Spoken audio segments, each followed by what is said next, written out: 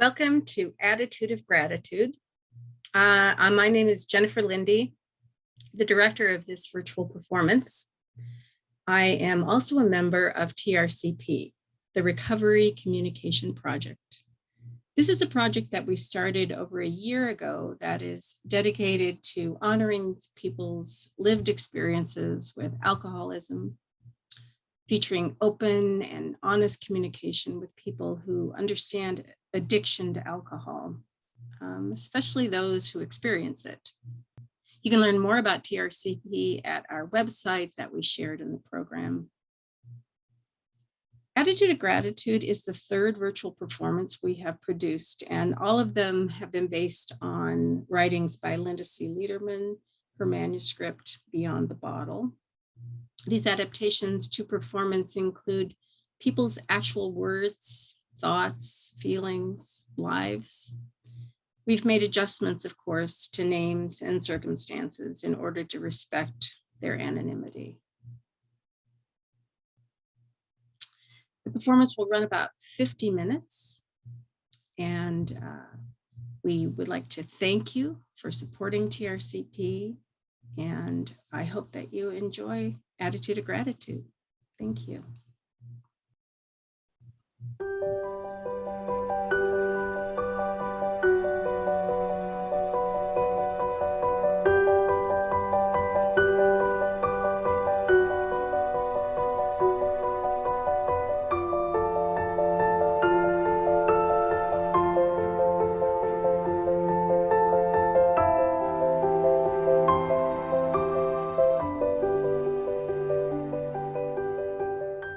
Welcome to this week's edition of Real Lived Experiences with your host, Amy Lee Mitchell.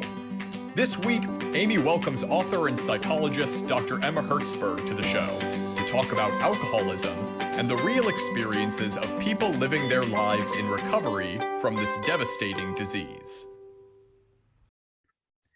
Hello, welcome everyone. It's wonderful to share this time with you. I'm so happy to see you here. I am looking at the numbers at the bottom of the screen, and I am amazed that so many of you have stuck with me and the show despite this virtual format and all of its glitches. For that, I am so truly grateful, which, by the way, is the theme of today's show, gratitude. So today we have a very special show, but not like all of our shows aren't special, but today's show has very, very deep meaning for me.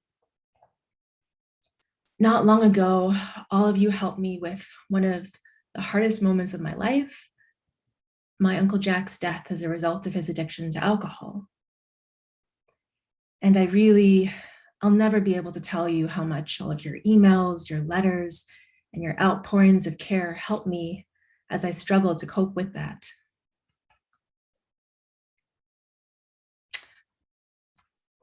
Okay, official numbers tell us that almost 100,000 people die in the US each year from alcohol-related causes, and that most Americans over the age of 18 drink alcohol fairly regularly. I'm definitely in that number. Official data also tells us that over 15 million people ages 12 and over have what the government calls alcohol use disorder, or AUD. Basically, that means if you have AUD, you are that 1 in 10 people who drink alcohol who have the disease because of your inherited genes, your brain chemistry, or some combination of both. Now, medical doctors today recognize alcoholism as a disease. So whether you call it AUD or alcoholism, it means that you have a disease that interferes with your ability to control your drinking. The National Institute on Alcohol Abuse and Addictions numbers tell us that of the millions of people with AUD, only slightly over 7% received any kind of treatment for this in the past year. Now, does that sound like we have a health issue? I mean, the fact that we have a National Institute on Alcohol Abuse and Addiction should sound the alarm. As with most health issues, there are usually multiple solutions. And as you know, this show focuses on real people who are trying to apply real solutions that work for people with real lived health issues. Our guest today is one such person. She is very special to me, given my experience of losing my Uncle Jack, who couldn't stop drinking because despite the wreckage it caused in his life and in all of the lives of those of us who cared about him. Our guest today, Dr. Emma Hertzberg, studies alcoholism, but she does so much more than just study it.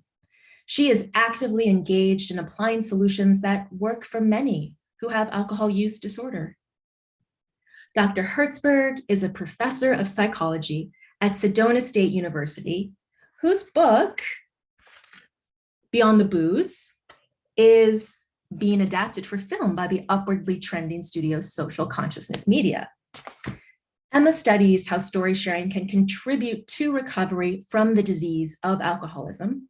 And she is also co-editor of the book, Campus Stories of Recovery, and she herself has been in recovery for alcoholism for 33 years. You will soon understand what a momentous achievement 33 years of sobriety is. So welcome, Emma, and thank you for helping us learn about this devastating disease through people's real experiences with both alcoholism and recovery. Oh, thank you, Amy, for inviting me to the show. It means a lot to me that we can talk about people who are living with the disease of alcoholism, a disease that, well, can be as devastating as cancer and other diseases. And, you know, alcoholism negatively, it impacts so many people, Amy, and backgrounds don't matter. Well, thank you, Emma. We've put the links in the chat so that people can read about the important work that you're doing.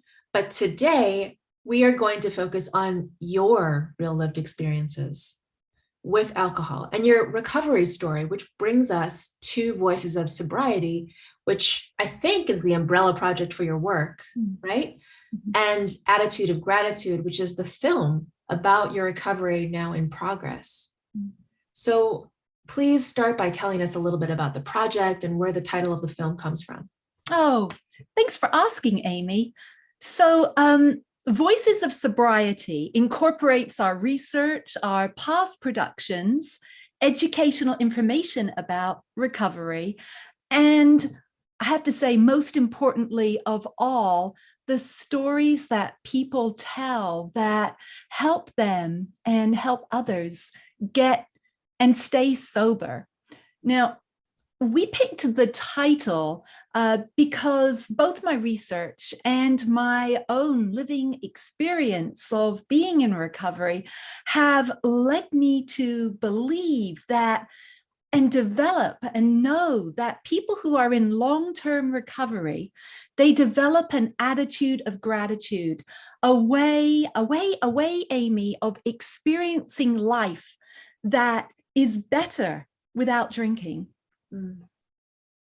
And in reflecting on my own recovery journey, I recognized that this sense of gratitude, well, Amy, it had become my everyday way of looking at the glass as being half full in my life rather than half empty, and choosing to focus on what I have rather than what I don't have.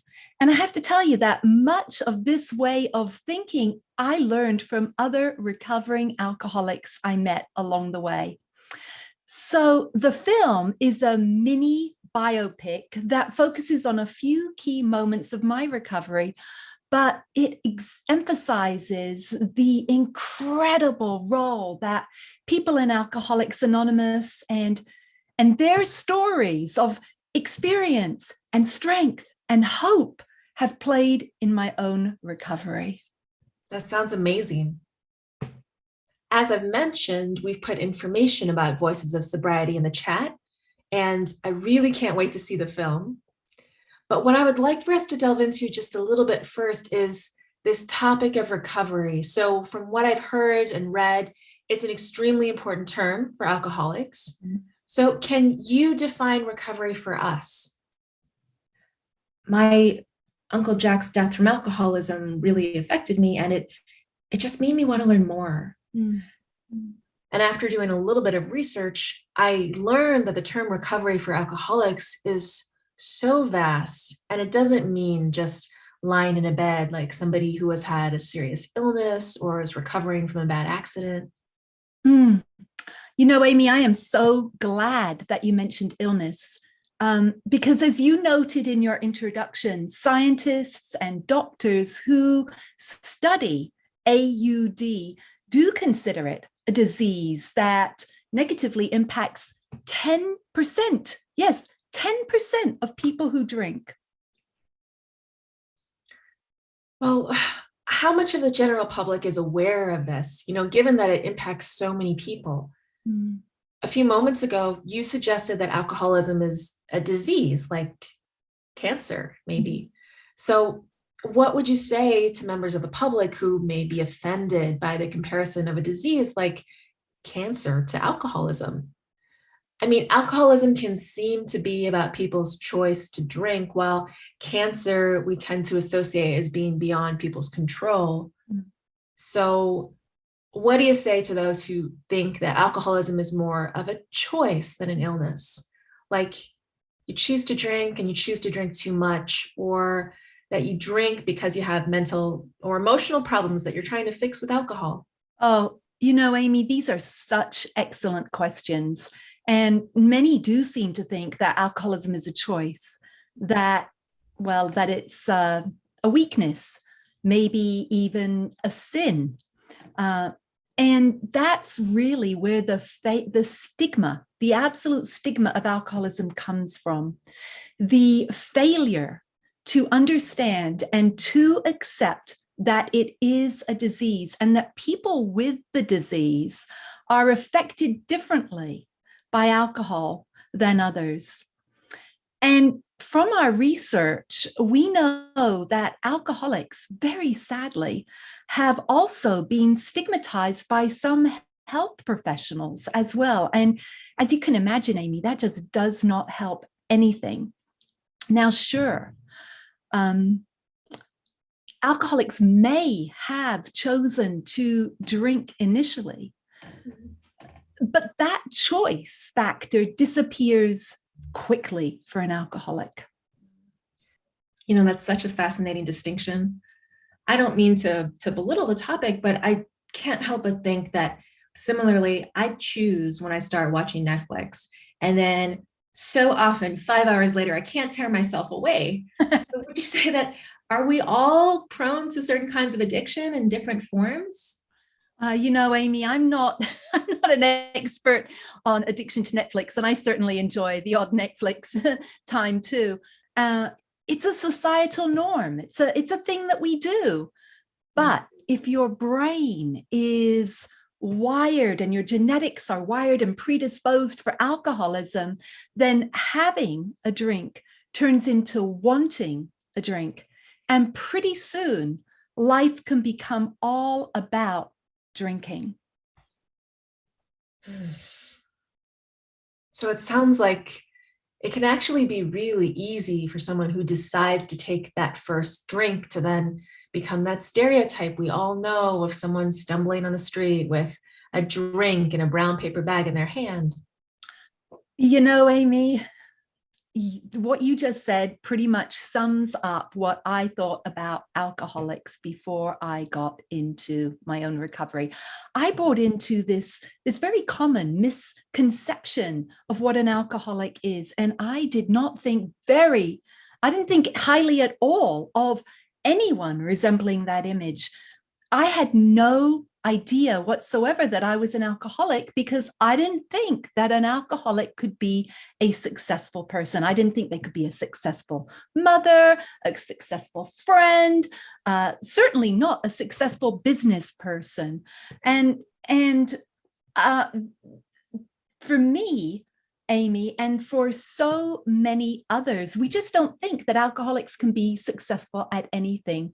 And this misperception, it prevents us from acknowledging or even considering that we could be an alcoholic.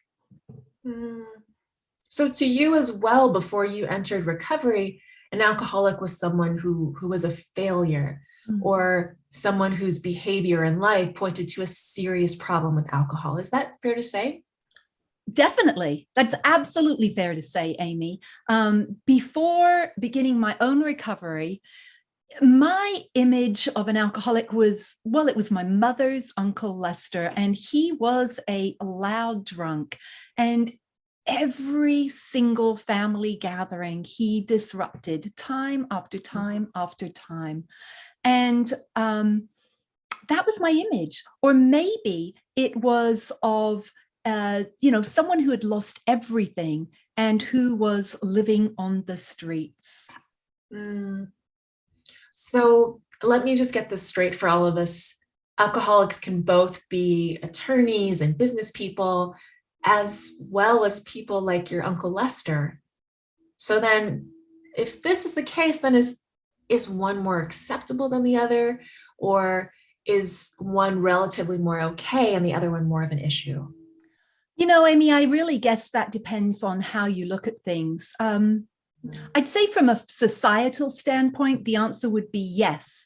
An alcoholic whose disease is making the lives of others really difficult. I mean, let's face it. I mean, maybe a living hell, right?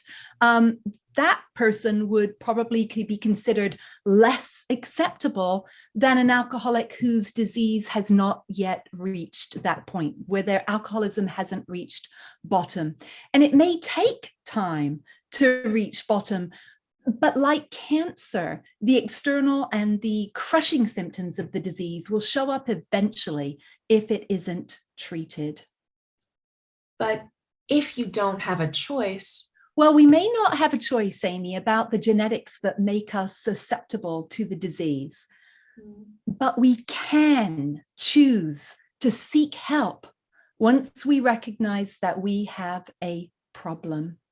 And I think it's important to say right here that for those of us in AA, for those of us in recovery, we understand that shifting the focus to the disease is way more important than determining whether someone is a good, a bad, an acceptable, or an unacceptable alcoholic. We try to remember that the disease is what tortures the alcoholic and all those who care about them. Now that view makes me want to jump right in and help with the fight against alcoholism. It's such a different viewpoint from the way we used to look at it. It is, isn't it? Right? And I am so very, very grateful to all the people that I have met along the way who've contributed to that change. Emma, would you tell us a little bit more about what led to that change in perception for you and who contributed to it? That is a good question. So, it was a process that began with a dinner I had with my friend Barry. And Barry had invited a successful lawyer friend of his to join us. And Barry told me that John was a recovering alcoholic, but I have to tell you, I could not get out of my mind my mother's Uncle Lester. And so Barry, well, he noticed my hesitancy and he emphasized that John was a recovering alcoholic and he'd been in sobriety. He'd been sober for 2 years, but I was still really skeptical. I mean, dinner with a drunk, with someone like my Uncle Lester. Well, I have to tell you, Amy, John Q, he turned out to be handsome. He turned out to be charming and articulate, and he was smart, and he was so easygoing. And when the server came to our table, he ordered a ginger ale. And then to my great surprise, he followed that up with the words, "I'm a recovering alcoholic." Well, Amy, this was certainly no Uncle Lester who denied up and down that he had a drinking problem. Well, that almost sounds like they're suffering from two completely different conditions. Right? And I have to tell you that I am so very grateful to John for being open about his recovery journey, because it really helped jumpstart my understanding that, you didn't have to be an Uncle Lester type or even someone in the street to be an alcoholic. So how much of a difference do you think it made that John was able to recognize that he had a disease? Oh my goodness, it made a huge difference, because John was able to be honest with himself, and he was able to be honest with others, and he was able to take the necessary steps to get sober and to get into recovery. Whereas Uncle Lester, well, he just wasn't able to do that. Emma, honestly, I think if I were in your shoes, I would be really tempted to look at another alcoholic that was just doing much worse than me and justify my own behavior by looking at how much more functionable I was than them. Early in my recovery, my first friend in AA, Ruby, she helped me understand that comparing my life circumstances with those of other alcoholics, well, that just was not the point at all. And after one AA meeting where I just could not find any comparison, any connection whatsoever between myself and a disheveled, downtrodden alcoholic who was willing to drink Sterno, Ruby said to me, "Look for what's the same about you, Emma. Don't get distracted by the differences. Just try to identify and not compare." And I have to tell you, this has stuck with me through the years. Listening to you talk about this, it sounds like meeting that hunk of a man, John Q, and also Ruby were very pivotal moments in your recovery. And I remember from our talks that there were also others who were also major influences in your recovery. Oh my goodness, Amy, there are so many others. And I truly wish that we could have them all on the show and in the film. Well, that would be really amazing. And although that may not be doable, I actually think that now might be the perfect time for us to meet Ruby and a few of the others. What do you think? Well, Amy, you know the show and your audience better than anyone. But well, before the trailer plays, I'd like to thank those who chose to tell their stories for this show and for the film. It is not easy, as you can imagine, to get up and tell your recovery story, but it's so important. And the people in this film know just how much these stories mean to recovery and to the possible recovery of others. And so they made the choice to share. I'm going to take the liberty of speaking for our listeners and say that we are all very grateful to these brave souls who were willing to share such vulnerable stories. We're so excited to share the trailer for Attitude of Gratitude, the soon-to-be released film based on the book Beyond the Booze, written by today's guest, Dr. Emma Hertzberg.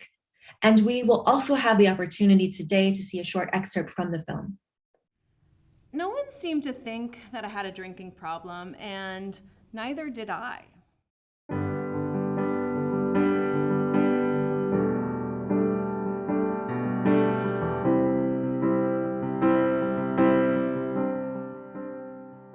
Heck, I was just enjoying drinking like everyone else, or so I thought. I was fooling myself. That was probably the first sign, the deception. I didn't really like vodka, but I started drinking because I thought no one would smell it on me. Hi, I'm Ruby, and you already know that I'm an alcoholic. You know that prayer people throw around, the God grant me the serenity to accept the things I cannot change, that prayer, and the claim that insanity means doing the same thing over and over again and expecting something different. Well, for me, insanity is seeing your only daughter as a basket case who is thinking her true love was dead because she asked him to give her a ride. And having to tell her over and over that some dumbass drunk ran into them and killed him. And it wasn't her fault. And yet still wanting a drink. Wanting to be drunk. That's the insanity of the disease. Some drunk kills my kid's fiance, and I want to get drunk. I didn't like everything he had to say to me, but one day at a time. I have almost 7 years of sobriety, 7 years. And I stay stopped by remembering Richie and remembering that for all of us in recovery, there's a worse bottom just waiting for us to drink again. I found that out with my slip 2 years ago. I know that I've got another drinking spree in me. I just don't know if I've got another recovery. And that's why I share. That's why I have a sponsor.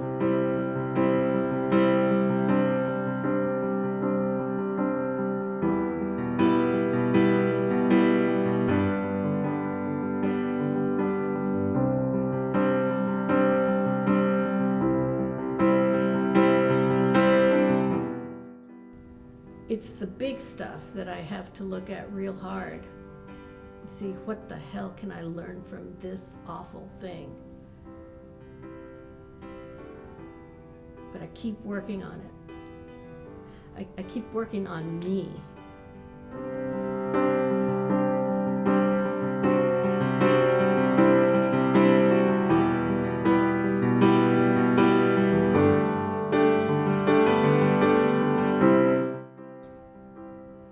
I listen for people who sound the way I want to sound. People who have lives they like. People who work to stay sober one day at a time.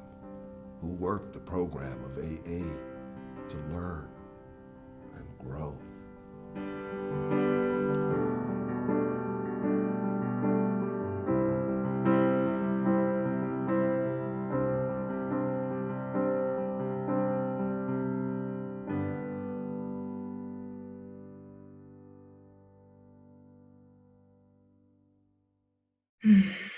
Welcome back. I truly can't wait to see the rest of the film, Attitude of Gratitude. Emma, thank you for making these powerful stories available to us. You know, as the stories rolled, it occurred to me that we haven't yet talked about what recovery means personally for you. Yes. Well, recovery for me and for most of the people I know in AA means not drinking and learning to live life differently, period. As you mentioned in the introduction, I haven't had a drop of alcohol in 33 years. And I know that one drop would be all it would take to derail my recovery. So for people who have cut their alcohol consumption down to, say, 1 drink a month, or maybe 1 or 2 drinks on special occasions, are they not in recovery? Well, Amy, my first impulse would be to say that they don't suffer from alcoholism, because alcoholics are, by definition, people who have no control over their drinking. Now, if you're able to choose when and how much you drink, then you probably aren't an alcoholic. Now, others, well, they may think differently, but alcoholics in recovery have no delusions of control. So what about for those who haven't had alcohol in a really long time and then they decide to take a drink again? Are they no longer in recovery? Well, recovery means complete abstinence from alcohol, no drinking, period. Now, if you drink while in recovery, we call it a slip, and a slip is the end of recovery. But recovery begins again as soon as you stop drinking again. And over the years, I've met many people in AA meetings who've had a slip and then they have started recovery again. They've got back to the program. But unfortunately, many people who have a slip just don't make it back to the program. They don't get back to recovery, and they can't seem to get and stay sober. And very, very tragically, way too many people never, ever make it back to the program. They never make it back to recovery, and they die from this disease.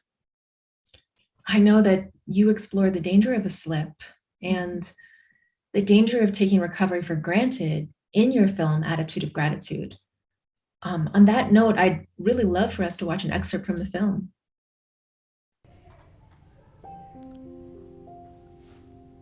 My name's Bud, and I'm an alcoholic. I go to AA because the program gives me the tools that I need, but they only work if I use them. If I'm left to my own devices, I'll come back with a million reasons to drink, to explain why I drink. Excuses, excuses, excuses. No surprise, I loved drinking. I drank just because I felt like drinking, until a day I realized that I drank a lot, even when I didn't feel like drinking. I found myself needing a drink so much that it hurt. And when that happens, you'll do anything to relieve yourself of that feeling. I couldn't stop or say stopped or stop thinking and excusing, and started doing. Eventually I figured out that it didn't matter why I drank. All that mattered was that I drank. And what I had to do was stop drinking, period. I had to change the way that I behave before I could change the way that I thought.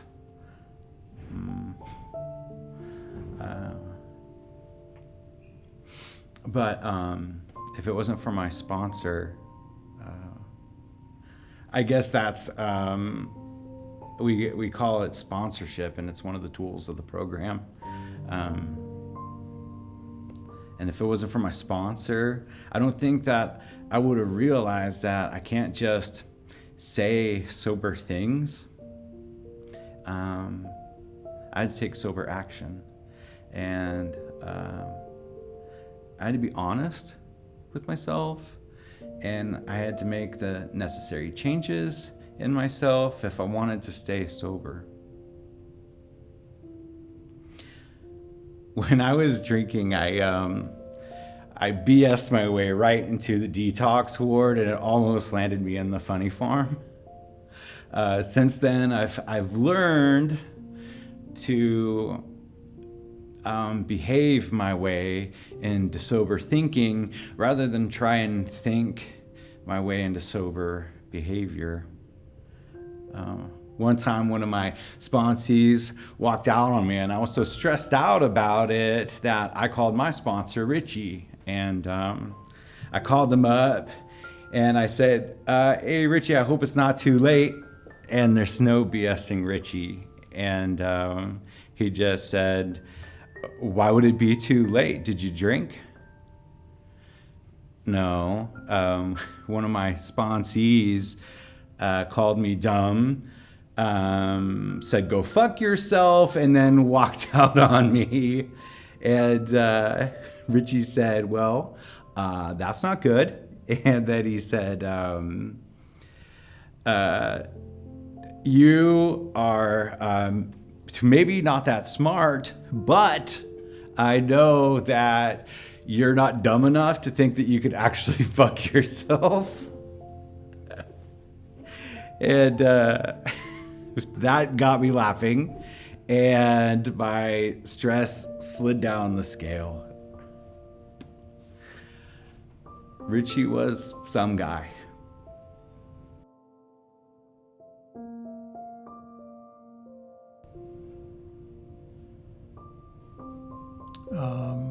I'm Mitch.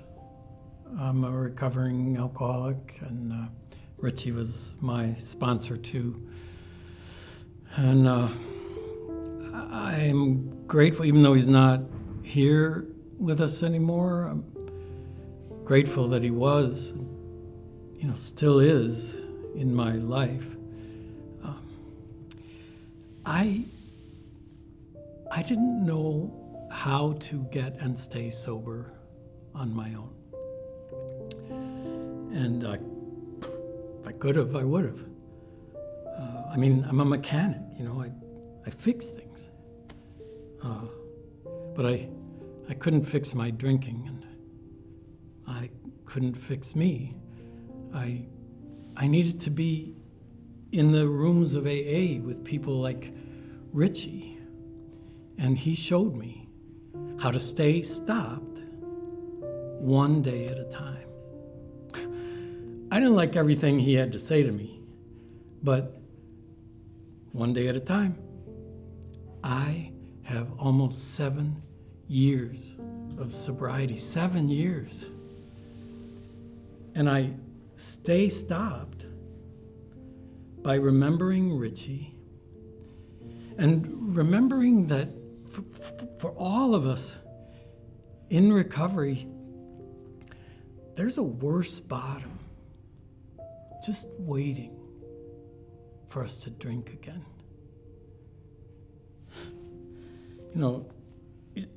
Losing Richie was a killer.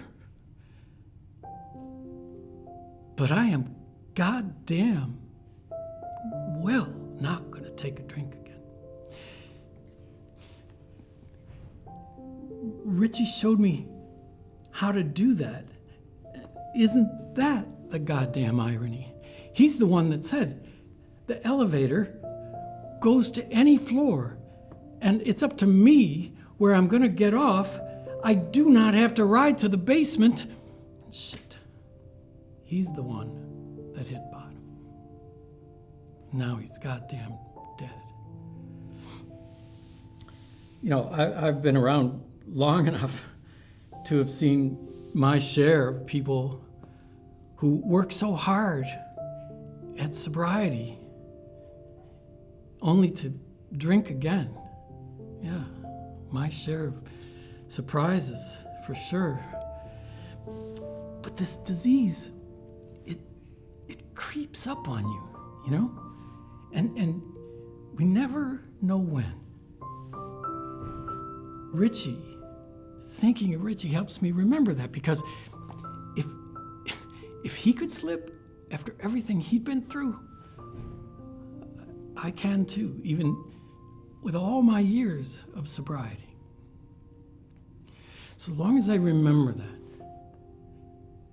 and I'm honest with myself,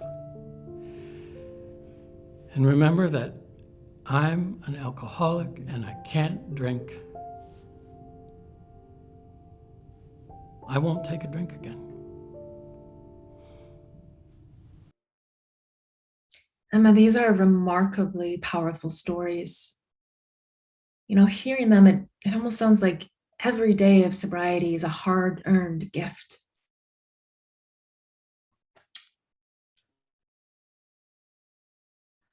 You're right. Every day of sobriety is a gift. And it's not one we can take for granted. Ever. Mitch mentioned being honest. It's rigorous honesty that gets and keeps us sober, Amy. And tragically, even someone with long-term sobriety, like you just heard about, can relapse, and die from this disease. And that is the reality of what can happen with the slip. As we explore some of the challenges that people face when trying to stay sober, I'm reminded of Ruby's story from the trailer. She showed such perseverance in the face of adversity. I was quite drawn to her. I think Ruby is based on an actual person from your own life. Is that right? Oh, absolutely. Yes. Ruby, well, she remains a pivotal person in my sobriety. Amy, it was Ruby who introduced me to the acronym AFGO, which in Ruby's terms stands for another effing growth opportunity. And she was referring to situations that are so damn hard that you can only hope and pray that you're going to learn something from them. Those opportunities, those things that hurt like hell, but that you don't drink over no matter what. You know, it's so interesting and strange that in our culture, we turn to alcohol both in times of sorrow and in times of celebration. Yeah, you're absolutely right. And I used to be no different. And the reality that I cannot drink during those times is something that I learned mostly from Ruby and our AA friend, Jimmy G. Really? How so, Emma? Well, as you know from watching the trailer, Ruby's daughter's fiance was killed by a drunk driver. And right after, a few of us from AA went over to her house to offer our condolences and really to see if there was anything at all that we could do to help. And as Ruby and I sat together on the couch, tears streaming down our faces, I will never forget what she said to me. She confessed to me that she wanted a drink. And she said, "That's how crazy this disease is, Emma. My kid's fiance is dead because of a drunk driver, and I want to take a drink." You know, under that kind of stress, I don't think anyone would have faulted her if she had decided to pick up a drink. Well, you're right. Of course, no one would have faulted her. AA is not about blame. That's not what we're about in the program. But it is about learning to stay sober under the most difficult of life circumstances. And you have to rely on others who give good advice, like Jimmy G, who reminded us that day when we were all overcome with emotions. I mean, there were many of us there who were newly sober, and perhaps this impacted us so greatly that we actually wanted to drink too. We might have had our own cravings from alcohol, but Jimmy G, he said to us, "You don't drink, even if your ass falls off, no matter what, you don't drink." Emma, I know from reading your book that you also faced a really horrible tragedy in your life, and you drew on this experience with Ruby's grief. Would you be comfortable telling us a little bit about that time here? You know, the morning that they told me that Billy had died in a boating accident, I was upstairs. I was sitting up in bed having my morning coffee. Oh, Emma, it sounds like it was just an ordinary day like any other day when you had to hear such horrific news. Oh my, it was, and it's early, and I'm a little uneasy, although I have no idea why.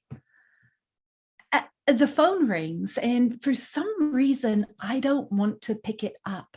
Something inside me lurches, my stomach tightens, and I'm staring at the phone. I don't know why I don't want to pick it up. And next, I hear footsteps on the stairs. And before I can get out of bed, the door opens and in walks my neighbor, Dottie. And she hurries over to me, and her face, it's pale and somber. And she comes and she sits down next to me on the bed, and she puts her arms around me, and she holds me so tightly, so tight, I can't even breathe. I wasn't prepared for what came next. There was a boating accident, Emma. Billy's boat collided with another. and he didn't make it. No one survived.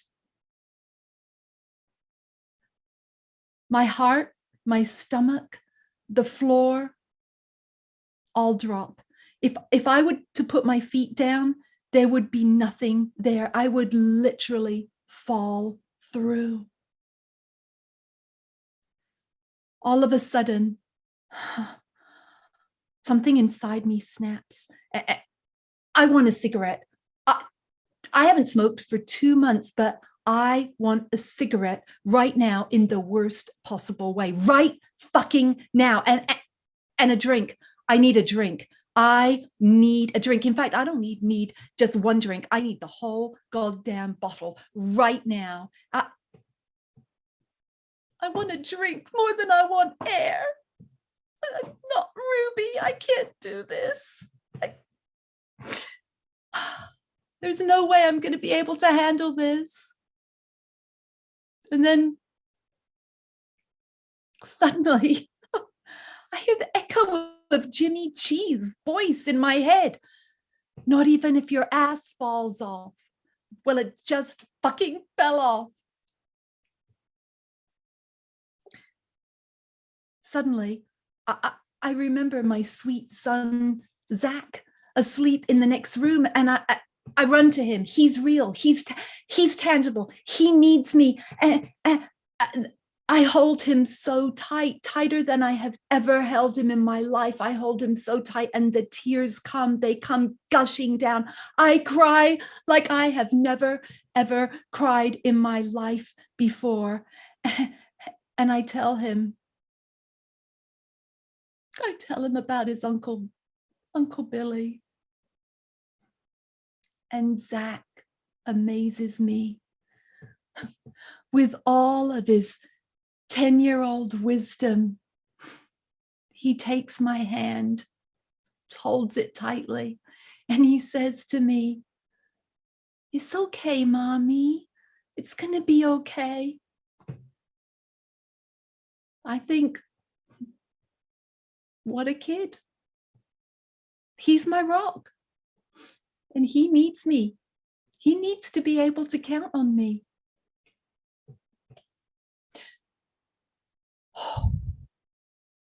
I feel a tiny twinge of gratitude way back in the back of my head as I hold him. After a long time, I stand up.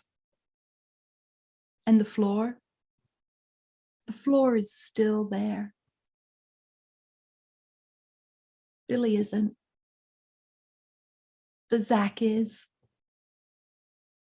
And I know what I have to do next. I am not going to drink.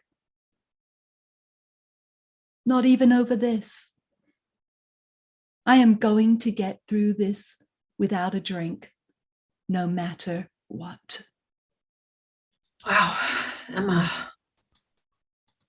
Thank you so, so much for sharing your pain and your triumph with us. I can still remember how I felt after my Uncle Jack died, and hearing your story, hearing Ruby's stories helped me understand just a little bit more of the struggle that he might have been experiencing. And it makes me feel so much closer to him and also to the both of you. And I'm so grateful to you for opening this window. You know what? I'm still thinking about my Uncle Jack after hearing your story, and it makes me feel such profound gratitude. Gratitude for you, for your stories, and for all of the people in sobriety from alcoholism who can teach us more about this important human experience. So thank you. Thank you so much for being on our show. I'm really looking forward to watching the rest of Attitude of Gratitude, and I'm sure many of our audience members are too. Well, thank you, Amy, for having me on the show.